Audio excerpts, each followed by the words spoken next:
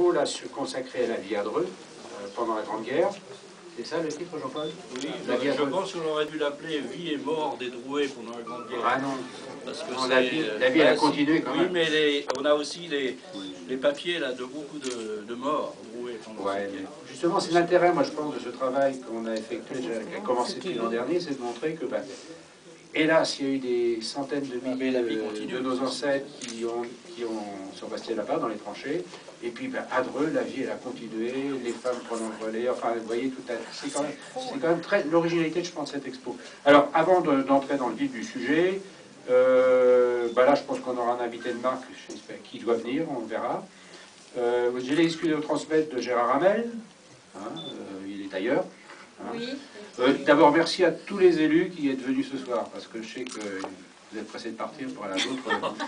C'est ça, là, un élu, la vie d'un élu. Hein. Bon, donc Gérard Hamel, mais il est bien représenté par Josette. Olivier Marlex, donc conseiller général, vice-président de la culture, c'est ça? Oui. C'est général, il est ailleurs. Albéric de Montgolfier, votre patron. Monsieur Fillon, Monsieur Frard, qui s'est excusé, c'est quand même bien. Hein. Des gens plus modestes, mais qui nous sont chers. Je vois Marie-Thérèse Lecartier, vous connaissez peut-être, c'est une adhérente de Fort Gallica, une vieille prof que je retrouve comme beaucoup ici dans la salle.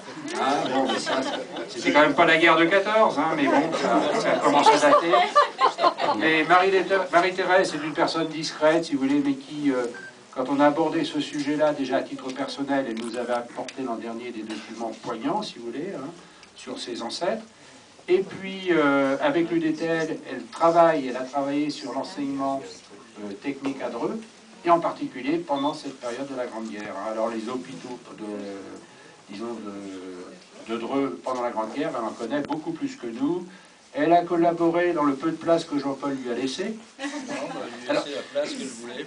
Ouais, non, on lui a laissé la place qu'elle voulait. Oui. Mais je crois que c'est une deuxième expo. Il y en aura d'autres, étant donné tout ce que... Alors, d'abord, de nouvelles personnes ici présentes. J'en vois un, M. Goupy. Je dirais presque, mais non, vous allez savoir que ce que je dis, ça n'est pas juste. Arrêtez de nous apporter des choses. Non, Jean-Paul dit non, continuez. Non, je vais continuer. Monsieur Goupy, c'est parti, vous voyez, pour la petite anecdote, il y a, je sais pas, un an et demi, on voit un énorme break arriver dans la cour, s'arrêtant dans la cour. Monsieur Fillon, est-ce que ça vous intéresse? Sinon, j'emmène ça chez Roux, à la ferraille. Oh non, ça nous intéresse. Et il nous sort un motoculteur 1910, un moteur américain. On aurait pu le mettre. On aurait pu le mettre, Jean-Paul, parce que là, ça a tout de suite, vous voyez, la réaction, ça lui évoque Violette, qui, maire de Dreux, fit acheter un des premiers tracteurs en France en 1916, c'est ça? Oui. Monsieur Goupy sort de sa voiture une charrue, alors l'originale. Quand on peut, on la sort dans nos manifestations, à la fête de la moisson. Cette charrue, elle fait parler des dizaines de personnes. Et puis elle évoque dans la tête des gens, vous voyez, c'était l'agriculture d'autrefois. Une charrue, comment faire marcher une charrue sans chevaux? C'est l'homme lui-même qui est derrière la charrue qui, oui, alors bon, monsieur Goupy, et puis donc monsieur Goupy nous amène. Et puis l'autre jour, quand il est passé, on parlait d'expo.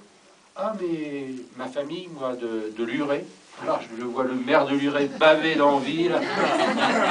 Car, grâce à monsieur Goupy, ses parents sont de la Tuilerie, c'est ça?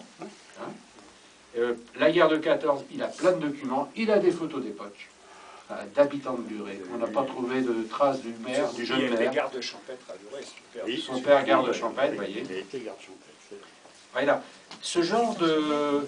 Merci, monsieur Goupy. Mais il y en a dans la salle d'autres là qui ont donné... là, vous avez derrière Annick, elle est sur la machine à coudre, vous voyez. On était à un anniversaire, là, quelques-uns, d'une collègue il y a pas longtemps. Et puis, il y a une personne qui vient me voir qui dit « Est-ce qu'une machine à coudre vous intéresse au musée ?» On a déjà, on va table des machines à coudre. Mais la mienne, elle est particulière. Il y a une plaque. Dessus, c'est marqué « Don aux victimes », quelque chose comme ça. L'Office national des mutilés. C'est la machine à coudre. Mon grand-père a été tué à la guerre de 14. Il était de Croisy, ce monsieur. Croisy, oui. Després, c'est ça.